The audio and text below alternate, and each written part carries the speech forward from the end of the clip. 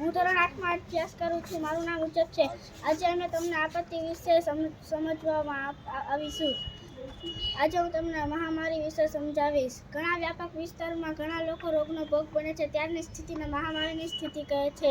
સામાન્ય રોગ કરતાં આ રોગ તેજીથી ફેલાય છે અને આ રોગમાં મૃત્યુ પામનારની સંખ્યા પણ વધારે છે. આજે હું તમને દાવાનળ વિશે સમજાવીશ. જંગલો કે ઘાસભૂમિના વિસ્તારોમાં લાગતી આગને દાવાનળ કહે છે. આ આગ શરૂ થયા પછી પવનની દિશામાં આગળ વધવા લાગે છે.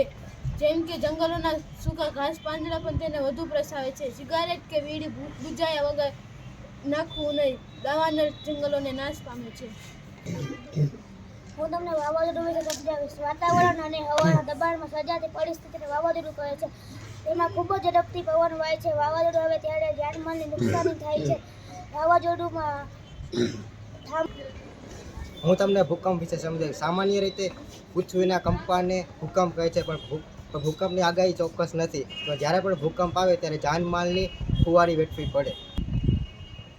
હું તમને જે પૂર વિશે માહિતી આપીશ. પૂર આવે ત્યારે જાનમાલની નુકસાની થાય છે. અતિ વધારે વરસાદ પડવાથી પૂર આવે છે. દુષ્કાળ એટલે વરસાદ ન આવે તેને દુષ્કાળ કહે છે. જંગલોમાં પ્રાણીઓ નાશ પામે છે. ખેતીવાડી પાક ઉત્પાદન થતો નથી, તેથી વધારે નુકસાન થાય છે. ભૂસ્ખલન એટલે ભૂમિનું ખસી જવું. આ ઘટના પર્વતીય ક્ષેત્રોમાં વિશેષ જોવા મળે છે. આમ જાનમાલની તબાહી થાય છે. સુનામી આવે તો દરિયાનું પાણી છલકાય સુનામી આવે દરિયાનું પાણી બહાર નીકળી જાય છે. દરિયાના મોજા ઉછળે છે. દરિયાના મોજાના વિનાશ લાયક હોય છે, જેને લોકોને જાણકાર મળે બીજા સ્તરે પહોંચી જવું જોઈએ.